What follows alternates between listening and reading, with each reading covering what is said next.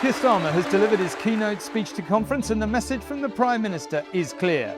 Britain stands at a fork in the road. We can choose decency or we can choose division, renewal or decline. It's no surprise to see him look to fight off the rise of Reform UK.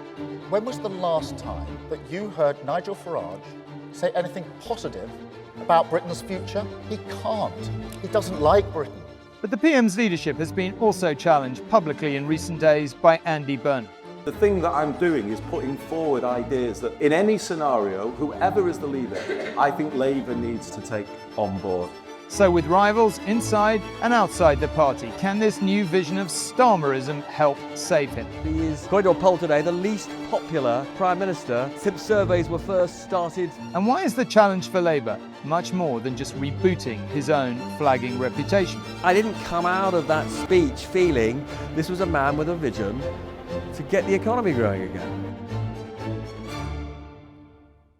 Hello and welcome to Talking Politics. I'm Tom Bradby. And I'm Robert Peston. And if you're watching this rather than listening to it, or possibly if you're listening to it because it's quite noisy, you'll notice that we have just walked out of Sir Keir Starmer's speech. I thought it was pretty good. Do you think? Yeah, it was definitely his best, I would say. Yeah, definitely the most relaxed. He actually wasn't sort of stiff and, so in the past, quite often when he's been talked about his family, it's felt slightly false and as though it was just a bit agonising. He really didn't want to do. But actually, today he was able to poke a bit of fun at himself, and yeah, it was definitely the most assured I've seen him. A couple of good jokes about my father. I think you know what he does for a living by now. I was like, yep, we do. And who commands our respect? People like my dad. I think by now you know what he did for a living. But as you say, he then told a kind of what seemed like a really authentic story about his dad not having felt valued for the incredible skill he actually had as a toolmaker. And he went on to make this sort of riff about people up and down the country not feeling valued for the vital work they did. He had quite a good joke about the Tories, remember them, which got a good audience. I mean, just before we get on to the substance of the speech, I mean, one of the things that's really odd about Keir Starmer is that, his life story is genuinely quite an inspiring life story. He did come from a very challenging background, and there's no question that he derives an enormous amount of his personal motivation from, being with a mother who was was chronically ill and in an enormous amount of pain through much of his childhood. I think a father who didn't feel respected, and by all accounts, not a very easy father to have. And yet, when he's before now tried to connect with people by talking about his own life story, it just hasn't worked. It is one of the most, for somebody who actually I think does have a story about his life that many British people would be able to empathise with, it is nonetheless extraordinary that he is, according to a poll today, the least popular Prime Minister since surveys were first started. Since surveys were started. So there's such a weird paradox between, Well, partly because let's wait and see whether this speech achieves cut through. But I've never really seen him give a speech like that. First of all, as you said, he felt incredibly at ease in that hall. And every time I've seen him give a speech before, I've thought, oh, this guy just doesn't know how to be at ease on a stage and a camera. And I thought he was today, and I felt like the audience sensed that. And as you said, he told quite a coherent story connecting his own background, as you said, as a working class guy from a working class family with other working class families in Britain, and articulating a vision of the country where we value our skills neighbours that are not academic, for example. Yeah, and people look out for their neighbours and they're doing the right things in their communities. And then he tried to wrap all that up in the kind of patriotic flag, sort of stealing it back from Nigel Farage. Now, I think we could debate how much kind of questioning whether Nigel Farage loves his country was a good idea, because surely you can have a different vision for the country and all the rest of it. Think about it. When was the last time that you heard Nigel Farage say anything positive about Britain's future? He can't. He doesn't like Britain, doesn't believe in Britain, wants you to doubt it just as much as he does. So he resorts to grievance. They all do. They want to turn this country, this proud, self-reliant country, into a competition of victims, saying to you, to working people, don't trust in each other. You can't fix this. This is not a great country. But he did make a big argument about the biggest threat, which we've discussed a million times, is the politics of grievance. And he didn't mention America once because he obviously doesn't want to rile Trump, but part of it was directed at Nigel Farage. I would argue a bigger part of it was directed at America and where the politics of grievance has got them. But I think that's more in your own head because I honestly don't think that was his target. His target was very, very, very much about Farage and Britain. And the reason I say that is not that what you've just said isn't remotely applicable to America, because of course it is. And it's not just that he never wants to be seen to be criticising Trump, because of course he doesn't. But the one thing, again, another thing that I know, and maybe this is another reason why it sort of worked today, is he is, like me, and I do talk to him quite a lot about Arsenal, he is a passionate football supporter, and that is because he is a very tribal person. And I think he does think about Britain as sort of his team, his tribe, and that's why I think quite a lot of the patriotic stuff today didn't jar. I was going to ask you, because obviously the flag waving was very stage managed, and I wondered whether you thought it worked, whether it was too cheesy. Did you think it was phony? I mean, because that was the big bit of for the cameras, for people like us. That was the big thing they organised. I thought it was a bit cheesy, and I thought, it was a bit crude. Oh, you're going to make an argument about reclaiming patriotism and you have to hand out flags. That felt like it was kind of something they didn't particularly need to do. Can I ask you then on a related question, because this is material. So Shabana Mahmood yesterday did something I thought was quite important, which is she made a very clear distinction between patriotism and nationalism. And of course the important difference is patriotism is about loving your country, and the problem with nationalism for many is it's about othering people. It's about saying we're better than other people. And there's a difference between loving your country and wanting your country to succeed and your people to succeed, but and a sort of nationalistic tendency which says we're superior.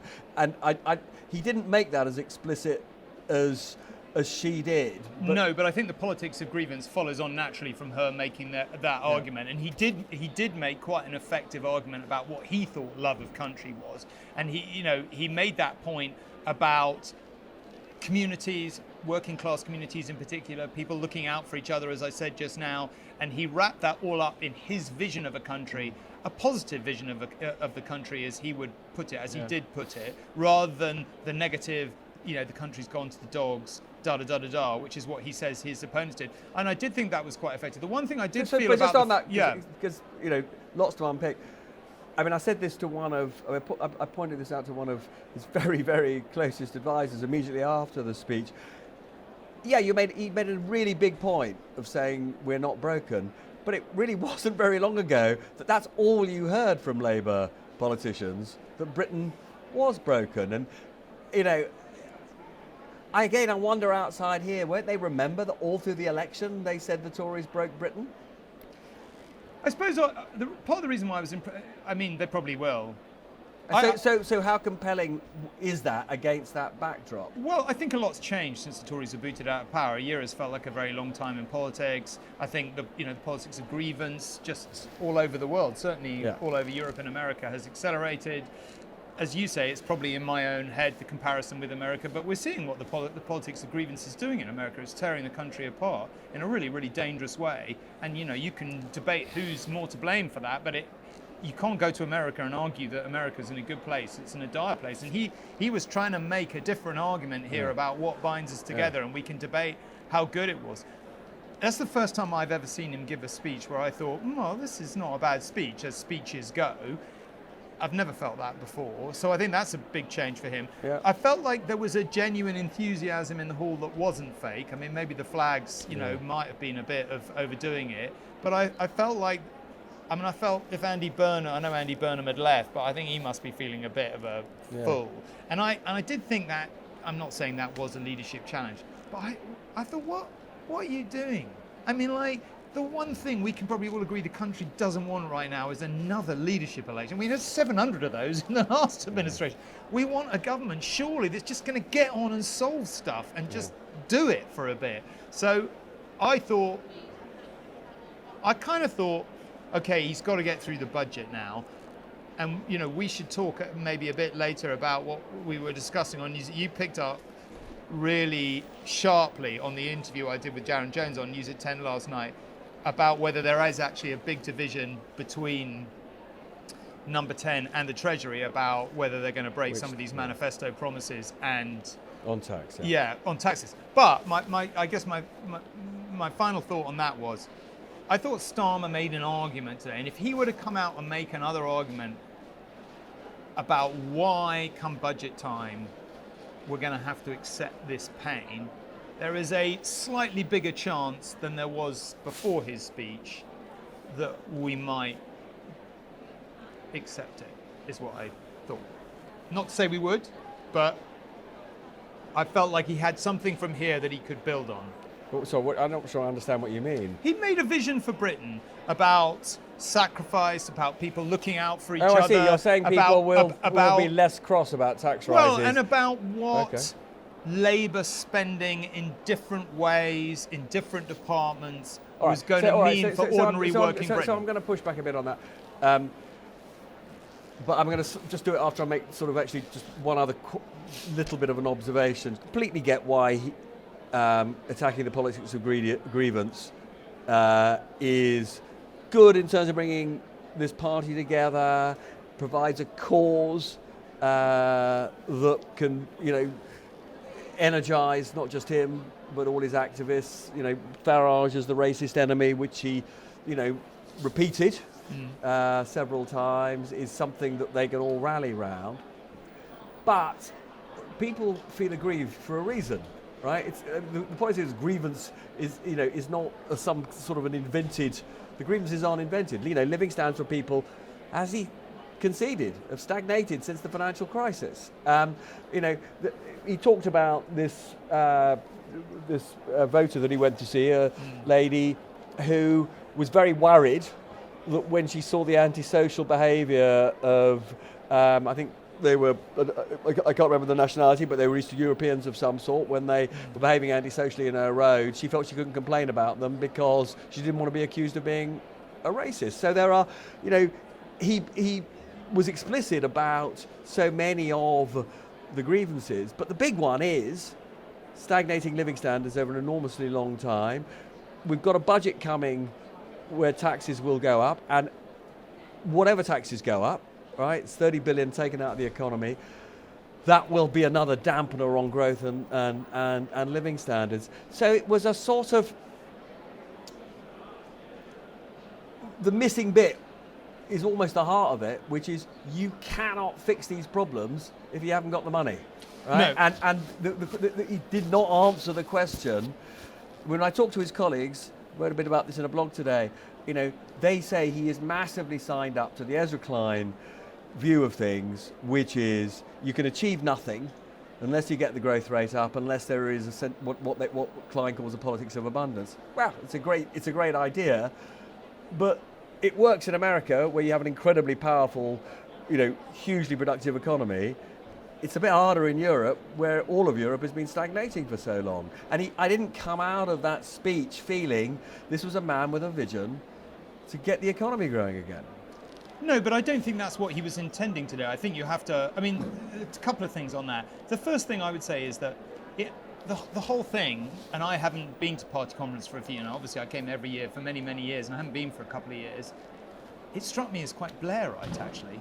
It's gone fantastically Blairite. I mean, it's got more Blairite. A, because there's been no dissent. B, because that was actually quite a good speech. Blair gave good speeches, and most political leaders' speeches are really boring. And I mean, I'm not saying that was the most exciting thing I've ever sat through. So let's just keep a sense of perspective here. But I know, but to get back to where you started, by his standards, it was a pretty good speech. By his standards, it was a pretty good speech. It also did the job that he needed to do. It will settle down his party. It will pull them together. And we should give him a bit of credit. I mean, unless I'm being spun to or lied to, but I was told that he wrote this 3 weeks ago in terms of the building blocks, that although he then passed it on to ways to flesh it out, but it hasn't fundamentally changed, and it is him. That's what they claim. Yeah. Now, they do often always claim that, but I sort of believe it on this occasion. Yeah, well, I think when you watched him and how at ease he seemed, I think you could tell it was him. And he was going quite slow in places. He was letting it really land. As a piece of oratory, it certainly wasn't Blairite or Kinnockite or any of the other, even William Hagueite. We've had some very good orators that you and I have all seen over the years in their different ways, and he's nowhere near any of them. But for what he needed to do today, I thought it was a pretty good speech. I think it will have limited traction in the country. Let's be realistic about that. But I think it will settle down. Even the attack on Farage, which was really intense, even that won't. I think that'll have cut through. I think that'll get a bit of cut through, but all the stuff. And just to be clear, because the other thing which Farage announced he's doing immediately before the speech, and so this is an interesting where the battle goes. I think almost as we're recording, he's in front of cameras accusing the Prime Minister of whipping up hatred through calling his policies racist, that is putting him and his candidates' lives in danger. So Farage is doing something. I mean, it's classic Farage, right? He sees an opening, and he's massively taking it. So there's no question that British people are going to notice this battle. Yeah, I think they will. And I mean, I wasn't sure questioning whether Nigel Farage loves his country was necessarily sensible. Nigel Farage would say, "I love my country, just not in this. I want a different kind of country than Keir Starmer wants, and to the kind of country we've got." But I think given where Keir Starmer was today and what he needed to do to settle down his party and convince the country that he at least had a coherent vision of what he was trying to do, I walked up that and I thought, well, okay, I know, and I grant you most people won't listen to the whole thing, so that may not be the impact on them. But I thought this will get you through the next 6 months. It'll get you through to the budget. Come budget time, as you say, you've got to make bigger arguments. You might have to make an argument about sacrifice, and I felt like this was a foundation stone for making that argument. And I don't know how much the country's going to accept it. And he's certainly going to have to, as you say, make an argument about growth. But I think he's come out of today stronger than he went into it, and that for him is a net positive. And there's just one other thing I want to ask you about then, because I'm sort of interested in how, as a leader, you reconcile these seemingly contradictory things that you hold in your mind, as it were. So, on a couple of occasions, he runs through what he thinks of as all the great achievements since they've been in power. So, giving a big ambitious package of giving more rights to employees, talks about the Hillsborough Law, which makes it much harder for public officials to close ranks and lie when they do. Although I thought of my interview with Hugh Grant yesterday, where he accused the Prime Minister of personal betrayal and hacking, and I thought, well, yeah, great for the Hillsborough campaigners. I mean, as we'd agree, vastly, vastly overdue. Why it didn't happen decades ago. Great that that's happened. On the other hand, the slightly tougher one, which is standing up to the powerful press barons, he notably hasn't done. Yeah, so there are obviously contradictions in all of these things, but there is a bunch of stuff. It's not that they've done nothing since they got into power. They've made tons of mistakes. The U-turn on the welfare cuts, having to get rid of Angela Rayner, having to get rid of Peter Mandelson. There's been there's a whole host of things that have gone wrong, but they haven't been idle. So when you're sitting at home, go back to that point I made to you, and it's late at night, and you're thinking about your speech, you think, look, we've done all this amazing stuff, and then I don't know, maybe some slightly insensitive aide says, "Oh, look, there's a poll here. It shows you're the least popular Prime Minister in British history." What do you think? How do you reconcile those two things in your own head, do you think? Gosh, good question. I mean, well, he knows why that is. He's made a lot of. But really I'm not sure. stupid I'm not sure I really know why it is. I mean, so if he knows what it is, he definitely knows, because it is. I don't quite understand. Genuinely, I don't quite understand how it's in terms of the public perception, because the collapse in support for him and for Labour has been extraordinary. Well, I feel like I do understand it, which is not to say that I'm right, by the way. Okay, but let me so, attempt give to me your explain theory, what and I then we think. can. My theory is. People were really, really sick of politics after the last 5-6 years. They voted for Brexit. Lots of people did it in good faith. They felt like they were going to get, a certain result and things would be better. Yeah. All they got was years of chaos. It was clear the people who'd led the charge for it didn't have a clue as to, what they were doing in terms of half of what they were trying to achieve. It was a complete mess. The Tories changed leaders 1,700 times. I mean, goodness knows, it became a comedy act, the two of us standing in Downing Street as leaders came and leaders went. I mean, it was dreadful, and people were so fed up of it. And they thought, as we, again, discussed many times, Labour barely fought an election campaign. It's like, the other lot are terrible. We can't be worse. And people thought, okay. Then they made a lot of mistakes to begin with. And, crucially, they didn't seem to have a clue how to govern. And that was the bit where I think people were like, oh, come on now. So it was just the incompetence? Yeah, incompetence and people's irritation. But my final point let me say this final point, because I think it's also important.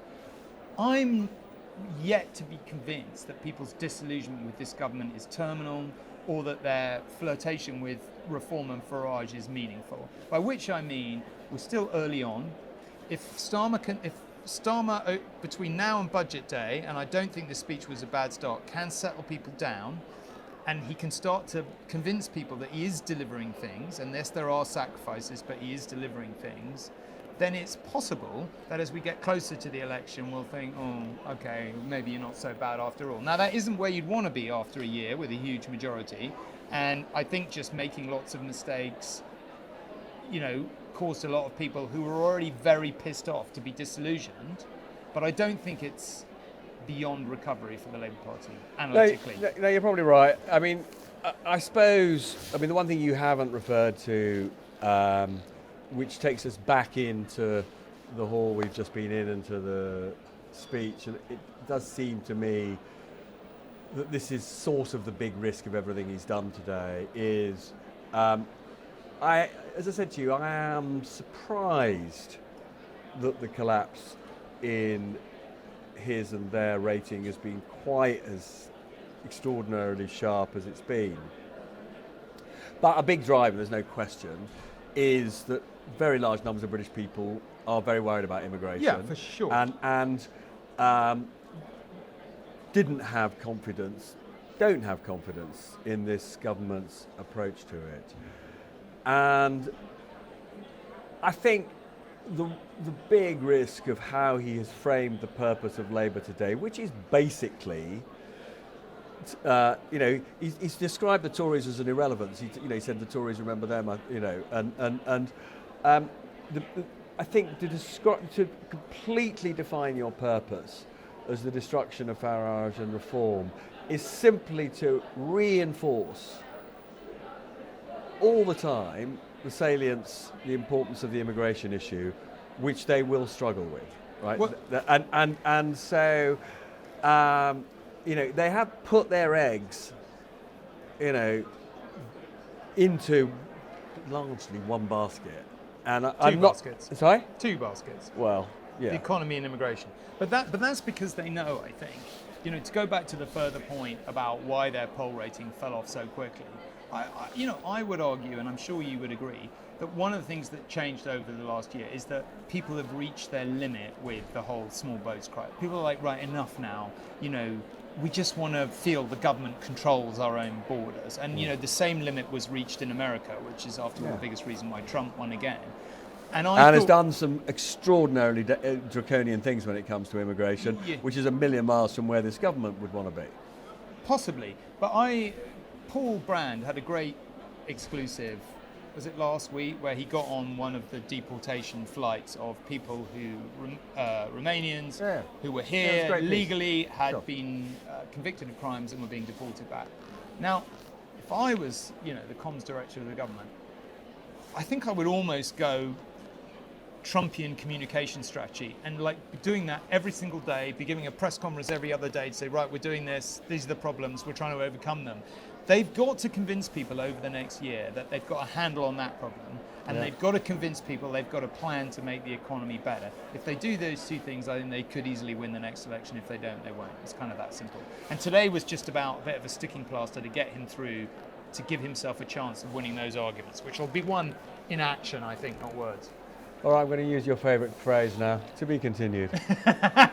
We'll wind it up there. That's all we have time for now. Robert is racing off to interview Sir Keir Starmer, so look out for that in the next episode. And do check out my exclusive interview with Hugh Grant on his long campaign to win justice, as he would see it, for the victims of press intrusion. But that's all for now. Thank you very much indeed.